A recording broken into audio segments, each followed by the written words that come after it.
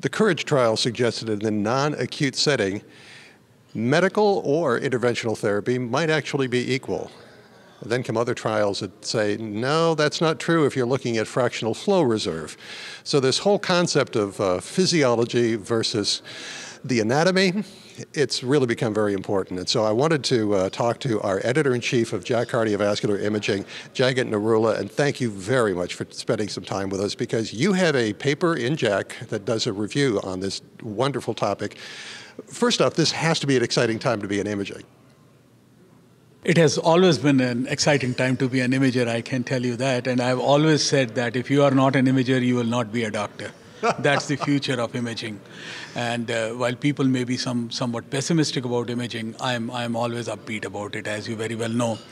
Now, as far as this particular paper in JACC is concerned, I think I am not the right person to be talking to you, because the person who took the real brunt of the writing and who really worked on it is Lance Gould.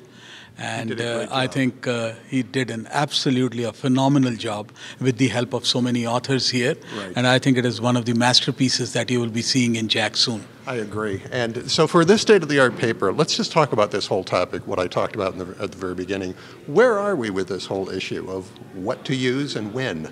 I mean, we have talked about the anatomy and physiology of the coronary artery stenosis for a long time, but it has really become important, exactly as you said, with the COURAGE trial and the two staged FAME trial, the FAME and the FAME2 trial.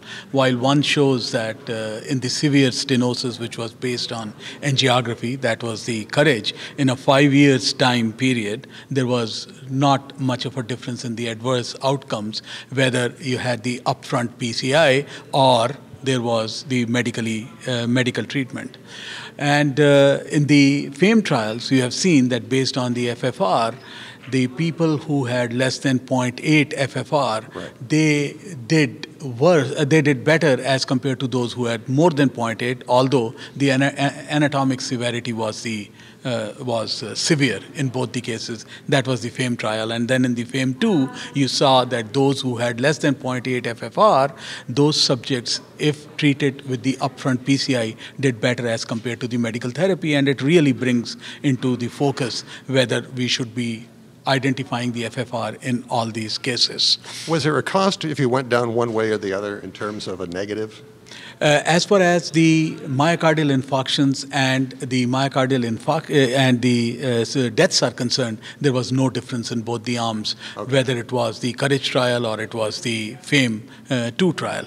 However, there was a significant decrease in the number of urgent revascularizations that were needed in the FAME2. But if you really analyze the COURAGE trial also, you would see that similarly there was a decrease in the need for the revascularization in the upfront PCI arm. Now, there are similarities in the two trials. Again, looking at the death and the myocardial infarctions, which are no different. And on the other hand, if you look at the revascularizations, they are significantly decreased over a period of time.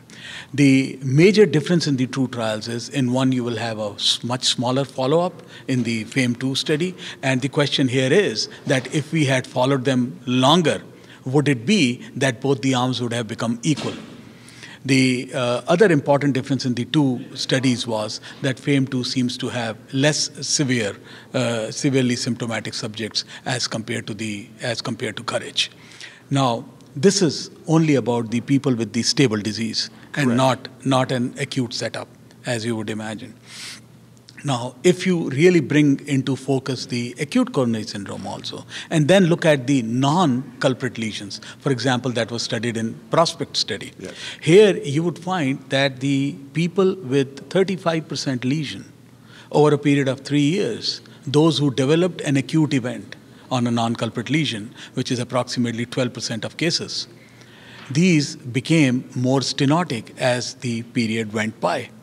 So essentially, this really puts us into a situation where we need to realize as to the plaques which are anatomically important versus functionally important, or we really need to add a third arm also, which is the morphology of a plaque, that is it a stable morphology or an unstable morphology. So the plaques, when they are bigger, they would lead to the inducible ischemia. The plaques which become bigger, and if they have unstable morphology, they are the ones which will lead to the adverse events also. So essentially the FFR works very well when we go that route, but the difference is whether it's a stable plaque or unstable plaque. And in the same issue of JAK, you would be seeing another editorial by Dr. Moreno and me, where we have said that we have to start looking outside the lumen also.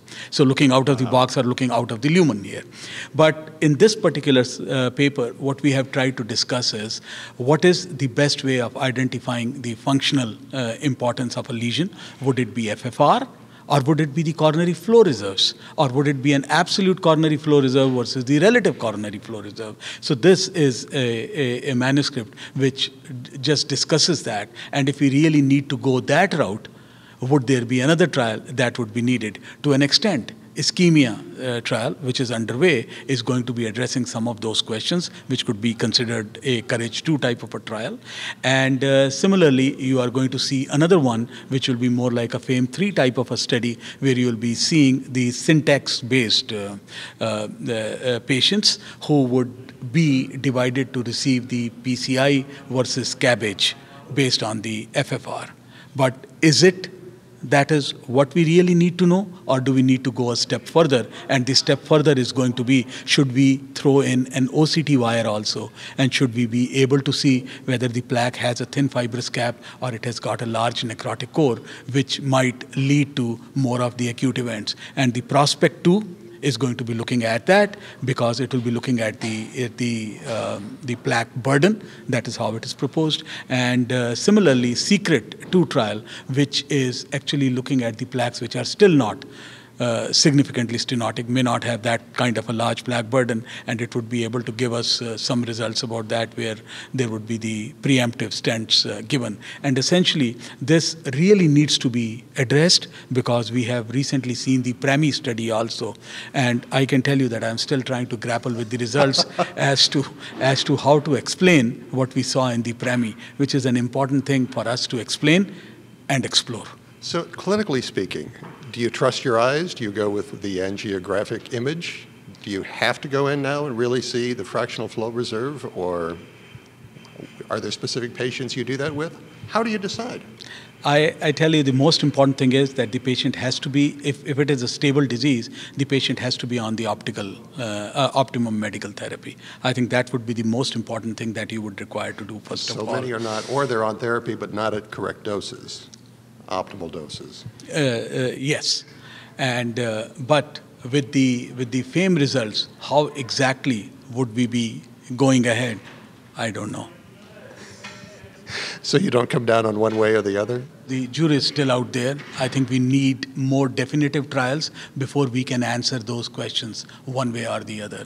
And you mentioned the editorial that that's also in the same issue, right? So in that particular editorial, we have discussed the relevance of looking at the plaque morphology in addition to the luminal stenosis, and tried to say that the plaques which are large, they are likely to result in an acute event, as well as they could be the ones which will be able to cause the inducible ischemia.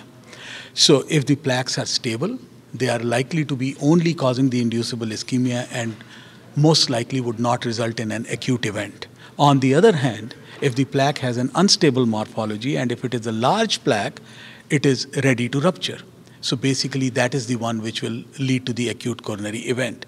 So question is that, can we pick up those which are really the ripe ones? Should we really go after those which are the ripe ones? Or is it that we have to pluck all? Right.